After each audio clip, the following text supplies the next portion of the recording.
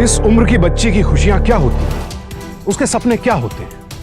अच्छे कपड़े, अच्छा खाना, अपनों का साथ, कुछ गहने, खिलौने। वैशाली के पास सब कुछ था। खिलौने थे, सब लोग उसे सजा रहे थे, उसका खास ख्याल रखा जा रहा था, आंखों में एक चमक थी, अपनी धुन में मगन। इस बात से बिल्कुल बेखबर कि गाजे बाजे के साथ उसके भविष्य का जनाजा निकालने की तैयारी हो रही थी। उसे एक जोगिनी बनाया जा रहा था। हमारी आज की कहानी इस कुप्रथा के खिलाफ खड़ी होने वाली सौम्या की है, जिसने अपने साहस के दम पर पूरे समाज से लोहा लिया और जीत भी हासिल की। बना नी शब्द। अरे वाह वैशाली, 2 हफ्तों में इतना अच्छा लिखना सीख गई हो कि नेत्रा को भी पढ़ा लेती हो। Very good. टीचर अम्मा, तुम कहाँ थी? सब कह रहे थे कि आज तुम नहीं आओगी। सोचा तो मैंने भी वही था, पर वो क्या है ना, तुझसे मिले बिना आजकल मेरा भी तो दिन नहीं निकलता, इसलिए जल्दी जल्दी काम निपटाया और आ गई तुम्हारे पास। चलो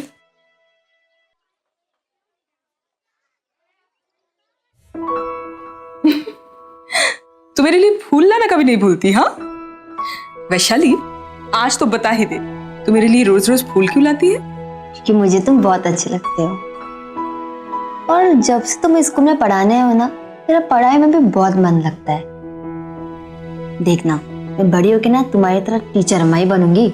जरूर बनेगी, पर उसके लिए बहुत ज्यादा पढ़ना होगा, और ज्यादा पढ़ाई करने के लिए ज्यादा ताकत की जरूरत है। टाइम देखा है?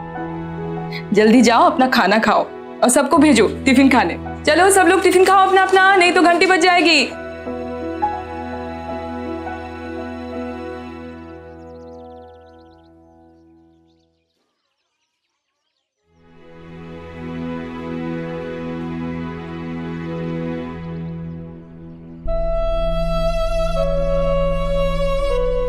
टीचर अम्मा, तुम भी पियो ना। आज भी मार लाई है? अम्मा कहती है इसमें बहुत शक्ति है। बाबा को अभी तक काम नहीं मिला ना? ला दे।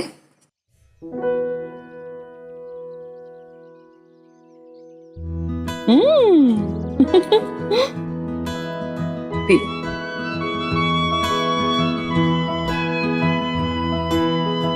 सौम्या, हाँ जी। मकान मालिक को किराए के पैसे दे दिए क्या? हाँ जी, मैंने दे दिए थे और बनिया का उधार भी चुका दिया। देखो बचे हुए पैसे कुल मिला के 10,000 होगा, डब्बे में रखा है, एक बार देख लो ना।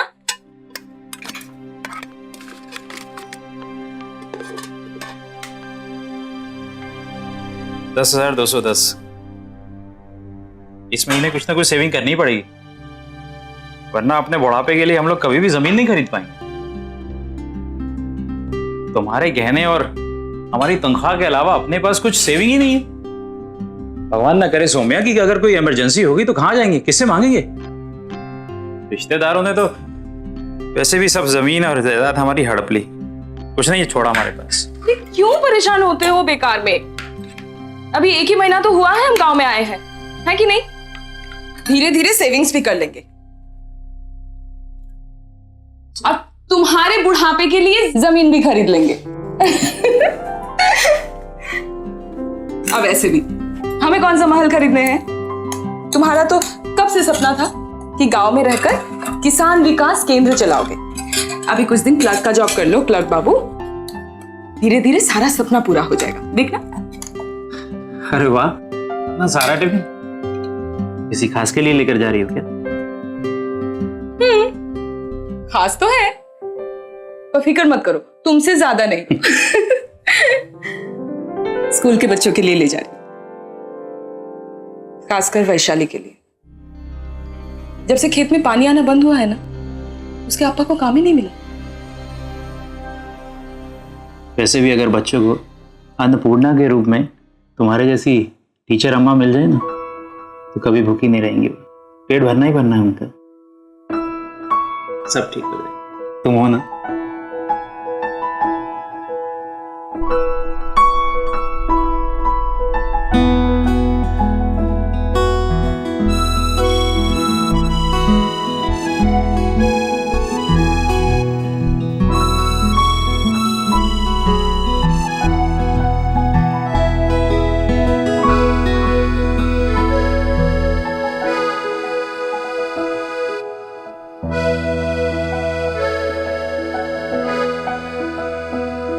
थोड़ा सा घर के लिए।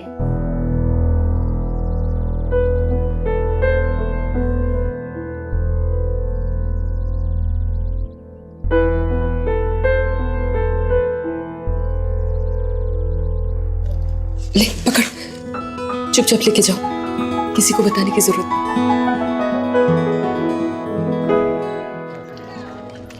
सब्जी ले लेते ना, एक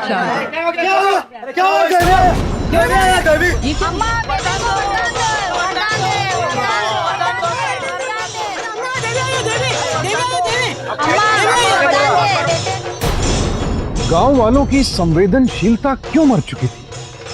क्यों वो लोग इन औरतों का दर्द नहीं समझ पाते थे? अंधविश्वास का साया गांव वालों पर काले बादल की तरह क्यों छाया हुआ था? बेशक इसके पीछे अशिक्षा एक बड़ी वजह थी, लेकिन ऐसा नहीं कि अनपढ़ लोग पत्थर दिल होते हैं। ऐसे कई सवाल थे जिनसे सौम्या जूझ रही थी। नेत्रा, तुम्हें पता है वैशाली 3 दिन से स्कूल क्यों नहीं आ रही? उसकी तो शादी हो रही है, आपको नहीं पता क्या? शादी? वैशाली की? कहाँ, किसके साथ?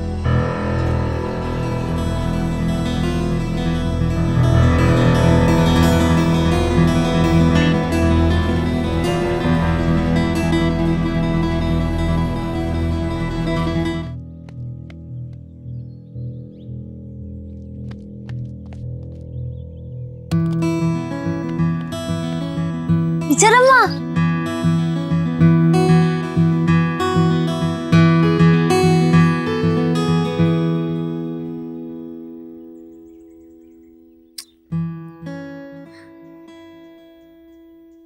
नमस्कार। नमस्कार। वो वैशाली 2-3 दिन से स्कूल नहीं आ रही थी। टीचर अम्मा, ये देखो, नए कपड़े, झुमके, गहने, ये सब मेरे लिए। पता है क्यों? अम्मा कहती है कि मैं बहुत सुंदर हूँ और इसलिए वो मेरी शादी भी करा रही है। अब से तो मैं स्कूल भी नहीं आऊंगी, क्योंकि मुझे शादी के बाद वही रहना होगा ना, और वहाँ सब कुछ होगा जिसके लिए मुझे कभी स्कूल जाने की भी जरूरत नहीं होगी। तो अब तुम मेरी तरह टीचर अम्मा नहीं बनना चाहती? टीचर जी, मैं जानता हूं तुम यहां क्यों आई हो। जो तुम सोच रही हो ऐसा बिल्कुल नहीं होगा। वैशाली की शादी हमारे लिए बहुत ही सौभाग्य की बात है। हमारे देवता कुछ ही लड़कियों को अपने आश्रय में लेते हैं, और यह मौका वैशाली को मिला है, और गांव का भी यही रिवाज है। छोटी बच्ची है वैशाली, दिखता नहीं तुम? शादी का मतलब तक नहीं समझती अभी तक। बाप हो तुम इसके, धर्म के नाम पर इसकी बलि कैसे चढ़ा सकते हो तुम? तारा, मेरा मुंडू देना, बहुत सारे काम हैं। चल वैशाली, तुम्हें पुजारी से भी मिलाना है। और हाँ टीचर जी, वैशाली अब भगवान की जोगनी बनने जा रही है। आना हो तो शादी में आ जाना, रोक तो तुम सकोगी नहीं। चल। भगवान की जोगिनी? देवदासी? प्राचीन काल में देवदासियों या जोगनियों को समाज में बहुत ऊंचा स्थान दिया जाता था। उन्हें कलाकार के रूप में देखा जाता था, और उनके जीवन का उद्देश्य भक्ति, संगीत, नृत्य और ईश्वर की आराधना होता था। लेकिन समय के साथ साथ इस परंपरा का पूरी तरह से पतन हो गया, और इसकी आड़ में पनपने लगी।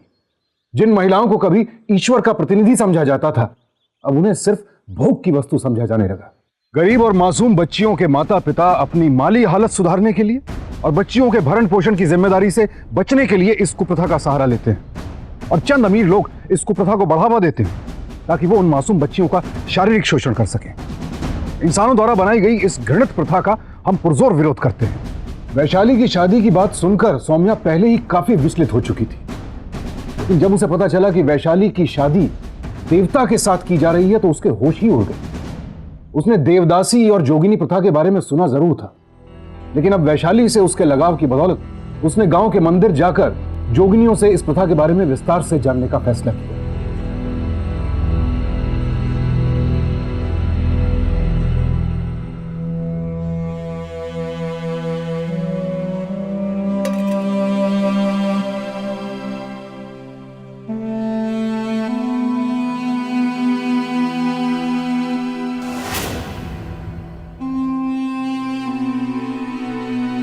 अम्मा, आप तो जोगिनी हो ना? आपकी तो देवता से शादी हुई थी, फिर आपकी ये हालत कैसे? योगिनी होना एक पाप है, पाप। देवी की तरह सजाकर मेरी शादी हुई थी इस देवता के साथ। 20 साल बाद भिखारन बनाकर छोड़ दिया मुझे। कहाँ की जोगनी, कहाँ की देवदासी।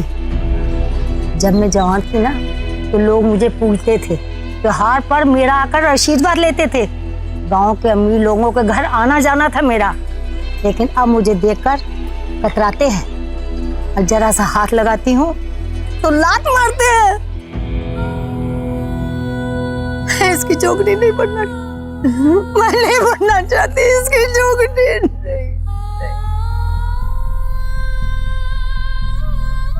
ये रंग रंगीले लिबास, इतना चढ़ावा, सब भ्रम है ये। 6 साल की थी, जमींदार ने खेतों में काम करते हुए देख लिया। अम्मा बहुत बीमार रहती थी, अप्पा के पास कुछ काम नहीं था, तो बाबा ने सोचा इसको जोगन बना दो। और जमींदार ने बोली लगा दी। और उस दिन के बाद मेरे साथ क्या क्या नहीं हुआ। सिर्फ ये माला रह गई है, क्या करूं मैं इसका? राष्ट्रीय महिला आयोग के अनुसार हमारे देश में लगभग 48,000 जोगिनियां और देवदासियां मौजूद हैं। आखिर क्या वजह है, जहां एक ओर पूरा देश विकास की ओर अग्रसर है, वहीं दूसरी ओर कुछ लोगों की सोच को अब भी ऐसी कुप्रथाओं ने अपनी जंजीरों में जकड़ा हुआ है। पेट भरा हो तब मैं भी तुम्हारी जैसी बातें कर सकता हूं, लेकिन जब घर में खाने के लाले पड़े हो, हाथ में काम ना हो और पलने वाले 5-5 मुंह हो, तब जो हो रहा है ईश्वर की मर्जी दिखाई देती और मुझे यही मर्जी मंजूर है। पर तुम्हारी मर्जी वैशाली की मर्जी नहीं है। अरे तुम बाप हो उसके जिंदगी के ठेकेदार नहीं हो तुम। बाप हूं तभी तो जो कर रहा हूं सही कर रहा हूं। इसकी मर्जी से ये घर नहीं चलेगा। आज नहीं तो कल भूखे मरेंगे ये सब। उसे देखो, सुकुमार को। 1 साल पहले इसकी भी मरने जैसी हालत हो गई थी, लेकिन आज इसके पास 2 गायें हैं, खेत में दाना है, 100 किलो अनाज हमेशा गोदाम में पड़ा रहता है। पिछले महीने ही अपनी छोटी बेटी की शादी पास के गांव में एक अच्छे घर में करवाई। क्या बुरा है अगर एक बेटी देवता को देकर बाकी सारा परिवार खुशी से रह सके? उसे देवता को देने के बजाय तुम मुझे सौंप देते हुए वरना। वैशाली देवता को दे रहा हूं, वही उसका रखवाला है। क्या तुम सारी जिंदगी हमारे परिवार की रखवाली कर सकोगी? देखो टीचर जी, इतना काफी है कि गांव में बच्चों को पढ़ाओ और अपने काम से काम रखो। गांव वालों की निजी जिंदगी और उनके रीति रिवाजों में पड़ने की जरूरत नहीं है। देवता के साथ वैशाली के विवाह की तारीख नजदीक आ गई थी। अब इसे रोक पाना लगभग नामुमकिन सा लग रहा था। गांव के रीति रिवाज कानून पर भी हावी थे। सन 1982 में कर्नाटका सरकार ने देवदासी प्रथा को और 1988 में आंध्र प्रदेश सरकार ने जोगिनी प्रथा को गैरकानूनी घोषित कर दिया था। हालांकि 1992 में कर्नाटक सरकार ने देवदासियों के पुनर्वसन के लिए देवदासी एक्ट का गठन किया था, लेकिन 2006 तक के आंकड़े बताते हैं कि इस सब के बावजूद उत्तर कर्नाटक के 10 जिलों और आंध्र प्रदेश के 14 जिलों में महिलाएं इस कुप्रथा की शिकार हो रही थी। यह कुप्रथा दंडनीय अपराध है।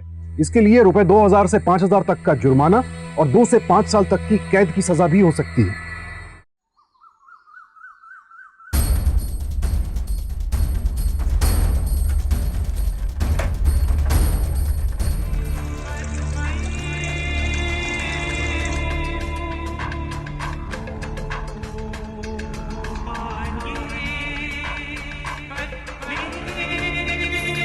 ये कैसा रिवाज है जिसमें एक मासूम बच्ची का शोषण हो जाता है? और आप तो इस गांव के मुखिया हो, आपको तो रोक लगानी चाहिए। आपके घर में भी बेटियां होंगी। हमारी बेटियों को बीच में मत लाओ मैडम, ये गांव है, यहाँ पर शहर के रीति रिवाज नहीं चलते। जोगिनी प्रथा बरसों से चली आ रही है। धर्म कर्म के मामले में ज्यादा दखल देना बंद करो, अपने स्कूल पे ध्यान दो।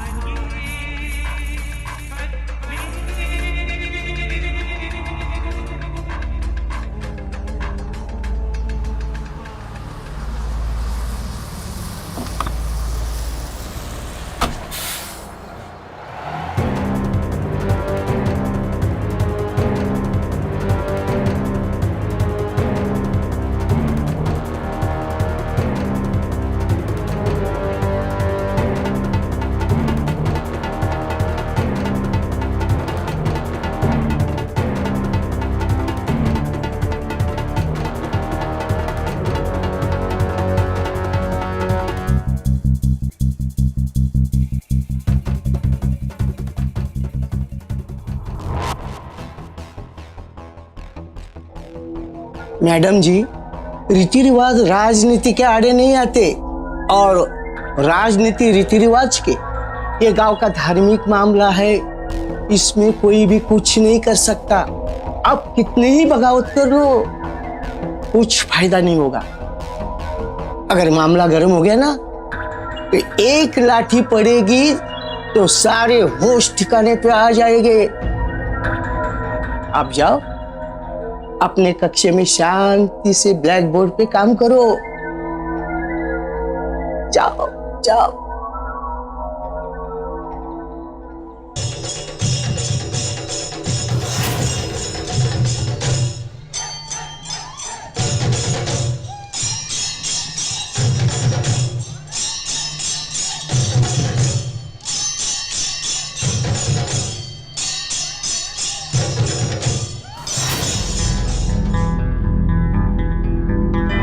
कानून प्रावधानों से भरा है मैडम, लेकिन गांव तो अपने ही रिवाजों पे चलते हैं। आने को तो हम आ जाएंगे, लेकिन ये जोगिनी प्रथा है जो सदियों से चली आ रही है। क्या कर लोगी तुम इसे रोकने के लिए? थोड़ी नारेबाजी, थोड़ी जनता जागृति, और गांव के सरपंच के सामने तुम भी शांत हो जाओगी। इसलिए जाओ मैडम, जब कुछ बहुत बड़ा कर लो तो हम भी तुम्हारा साथ दे देंगे। तब तक बजाओ अपने ढोल।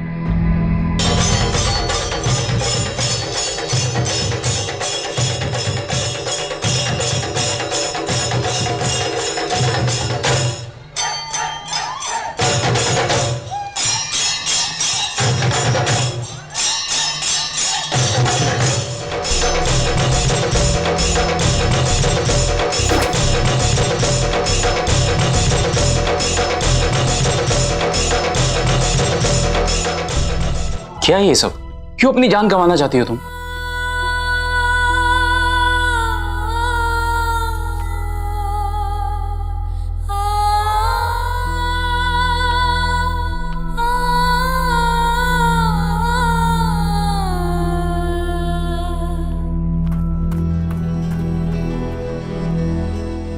चल चल मेरे साथ चल।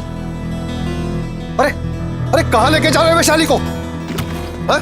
कहां लेके जा रहे? अब ये तुम्हारे स्कूल की बच्ची नहीं है, देवी है ये, देवी। बंद करो ये सब। ये कोई देवी वेवी नहीं है, समझे तुम? पैसे चाहिए ना तुमको? पैसे चाहिए ना? लो, अरे लो। गहने देकर वैशाली को हमसे अलग करना चाहती हो, खरीदना चाहती हो इसे, क्योंकि तुम्हारा अपना कोई बच्चा नहीं है। आज के बाद अगर तुम यहां दिखी ना तो इस गांव से दूर कर दूंगा।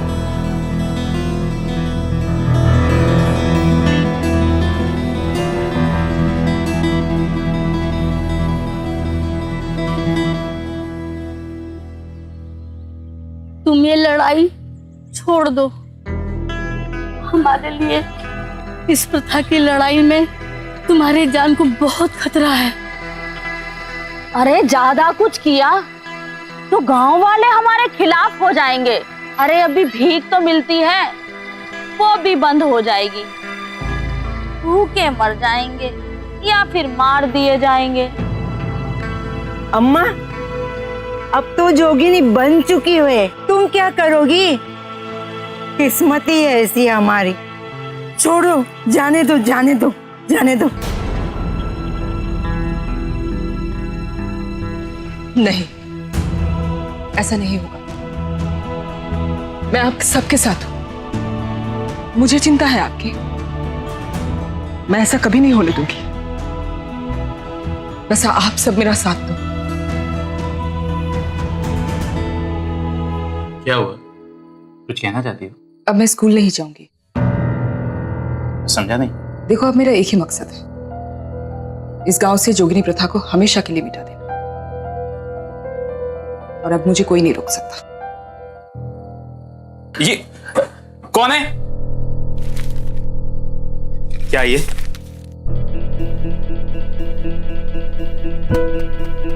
अभी तो सिर्फ खिड़की से पत्थर फेंका है। अगर समाज की सेवा का भूत नहीं उतरा तो दरवाजे से अंदर भी आ सकते हैं।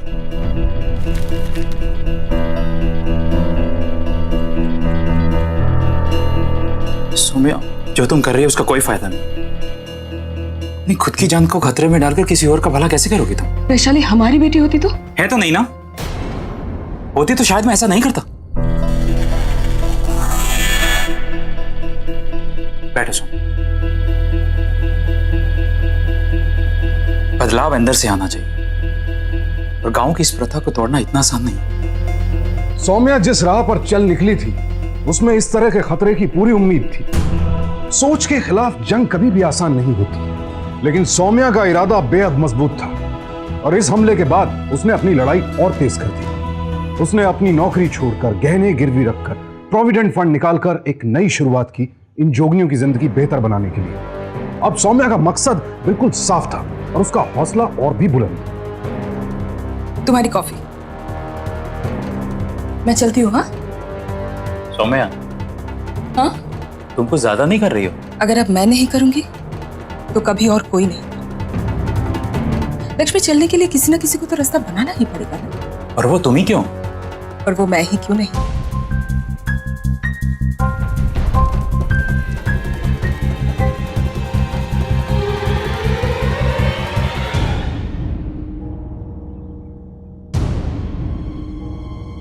सौम्या जानती थी कि अगर उसे कुछ बदलना है तो उसे लोगों की सोच में बदलाव लाना होगा और इसके लिए उसने अपने निर्भया केंद्र को जरिया बना लिया, जो उस वक्त एक बेहद जरूरी कदम था। सौम्या ने गांव में मौजूद धर्म के ठेकेदारों के बीच रहते हुए अपनी जान जोखिम में डालकर जंग का आगाज कर दिया।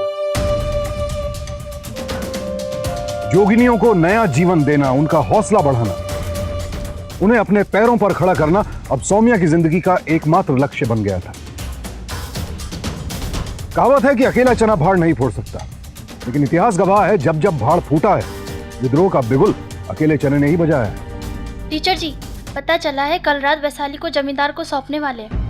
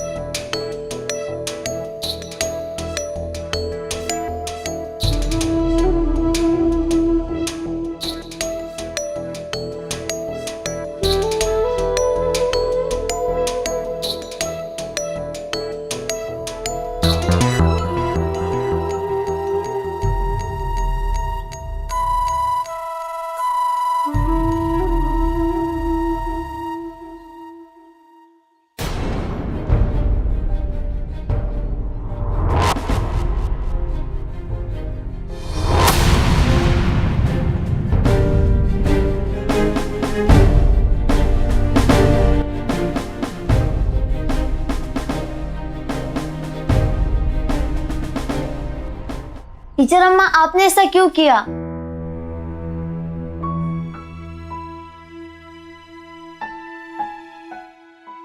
सब मुझे कितना प्यार दे रहे थे, मेरे लिए नए गहने, झुमके, सब कुछ मिलता था और खाने के लिए 3 टाइम का खाना भी था। बहुत अच्छा था और तुमने आके सब खत्म कर दिया। क्यों किया तुमने ऐसा? मैं तुझे नहीं बता सकती कि तेरे साथ क्या होने वाला था। ये श्राप है, श्राप जो बरसों से हम सब औरतें भुगतती चली आ रही हैं। ये मास्टरनी जी तेरी भलाई चाहती है, तेरी भलाई चाहती है बेटा। ये औरत हमारे गांव की प्रथा को एक ढोंग बताती है। ये हम पर आरोप लगा रही है। कौन नहीं जानता? हाँ, कौन नहीं जानता? ये हमारे पूर्वजों की परंपरा है और इसी की वजह से गांव के कई परिवार एक अच्छा जीवन जी रहे हैं। यहां तक के उसने गांव के सब जोगिनियों को अपने देवता को छोड़ मामूली सांसारिक कामों में लगा दिया है। ये औरत और इसका केंद्र, इन दोनों का खात्मा होना जरूरी है। चलो।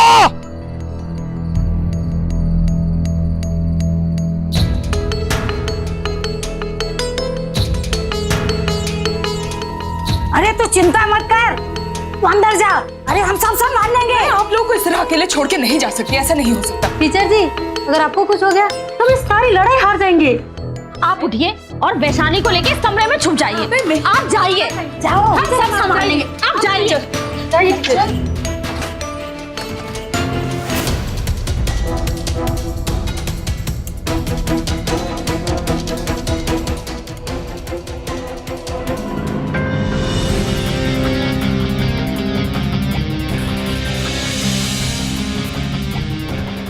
सौम्या, सौम्या, सौम्या, सौम्या।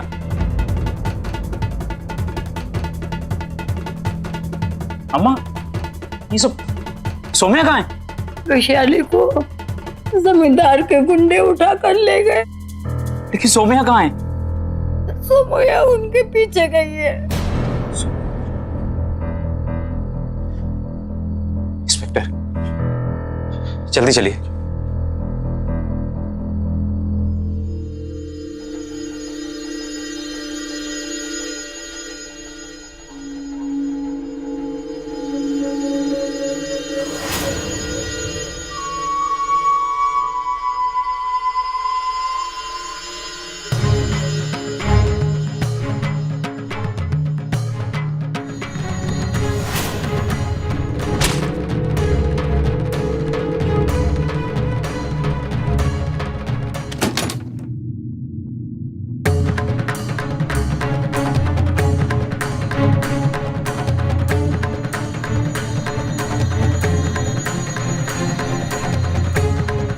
जाने दो।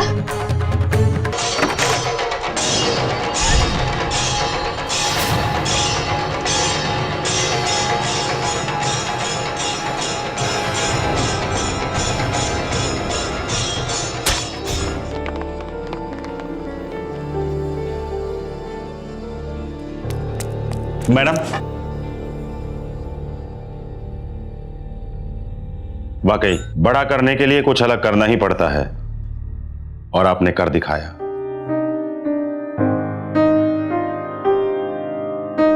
तो ये थी कहानी सौम्या की, जिसने एक निस्वार्थ लड़ाई लड़कर दूसरों की बेहाल जिंदगी को बेहतर और खुशहाल बनाया।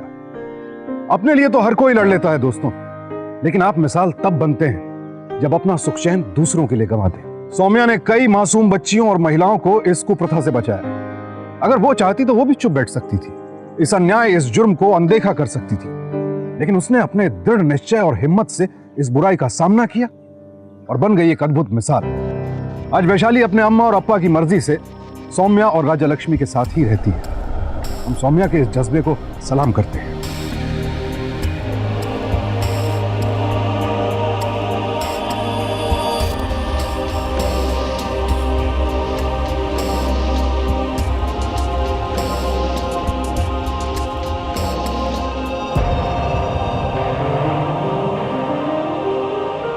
अब मैं सुशांत सिंह आपसे विदा लेता हूं। कल फिर मुलाकात होगी ऐसी ही एक और बेमिसाल कहानी के साथ। सतर्क रहिए, सुरक्षित रहिए, सावधान रहिए। देखते रहें सावधान इंडिया। 100 दिन 100 फाइट बैक्स।